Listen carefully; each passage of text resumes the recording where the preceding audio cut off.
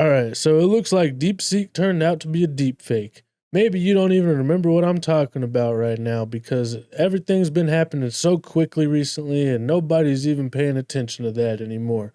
We just saw a Black Hawk helicopter crash into an American Airlines jet in DC, and everybody's been paying attention to that now. So that's probably why crypto's just not quite pumping yet. And like I've said in the past, this is an attention game, but I think pretty soon the attention's going to be back on crypto, and let me tell you why. Since DeepSeek totally crashed Nvidia all the way from like 153 to 124, everybody's just pretty much, I think, just been waiting for Nvidia to start climbing again. Whenever that happens, it's probably going to signal that this whole thing has been blown way out of proportion, and then Bitcoin maybe can continue to rise. Like I said, DeepSeek is already old news, but it is still having an effect on the market. I'm not going to lie to you. Nvidia did come all the way down here with a decrease of like 13% or something like that. Oh, it's down almost 20% since its top, but it's bouncing off of this 20-day moving average. And with the RSI almost being down into the oversold territory, it may have actually just had a total reset and it might be getting ready to explode back to new all-time highs for itself.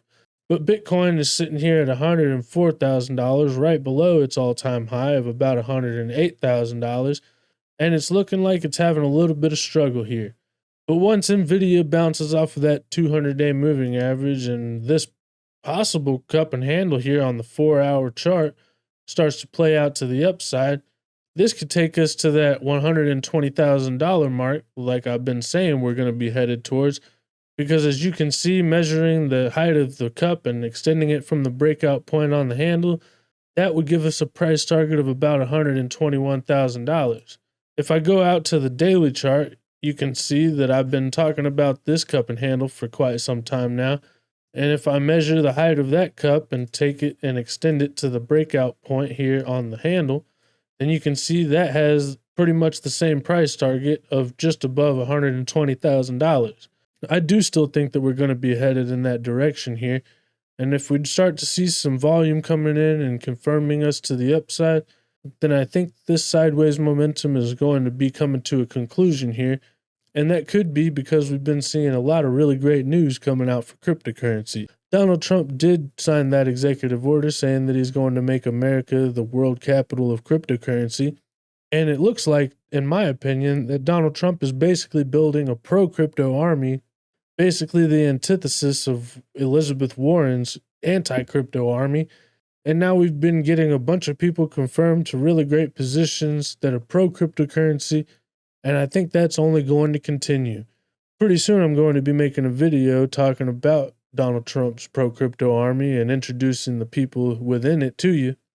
But we got a whole bunch of really great things coming up for cryptocurrency, and I think as soon as we do see a lot of these confirmations come to fruition, people are going to start paying attention to cryptocurrency, especially whenever we start to see Donald Trump's pro-crypto army actually put through some positive crypto legislation.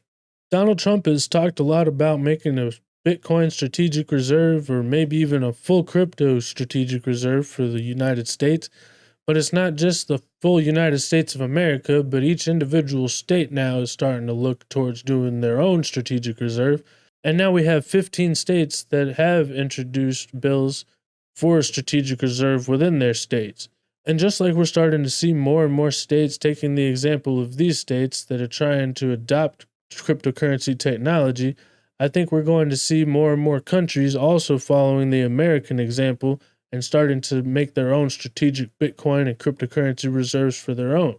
Christine Lagarde disagrees with this, though, and she says Bitcoin will never be included in any EU central bank reserves. I think there is a view around the table of the Governing Council, and most likely the General Council as well, that reserves have to be liquid, that reserves have to be secure, that they have to be safe, that they should not be plagued by the suspicion of money laundering or other criminal activities. And as a result, I'm confident that reserves will not enter that Bitcoins will not enter the reserves of any of the central banks of the General Council. This is ridiculous. I mean, we've talked about this so many times, and so many people in crypto have covered this subject. Bitcoin is obviously one of the most liquid assets in the world. You can just offload it, and it's always an open market. You don't have to wait for it to open whenever it's like the weekend or something. And if something is going down and there's some kind of crazy global event, then you can just go ahead and take that liquidity and cash out. Plus, she's still towing the line that Bitcoin is used for nefarious activities, but the US dollar and all other fiat currencies are the most used currencies for nefarious activities, and everybody knows that. She's ridiculous, and all of this is just bullshit, honestly. The EU is obviously going to be adding a Bitcoin reserve if the US does. Either that or they're just going to continue to die, and they're going to fall behind the rest of the world as we embrace these world-changing technologies and move into the future.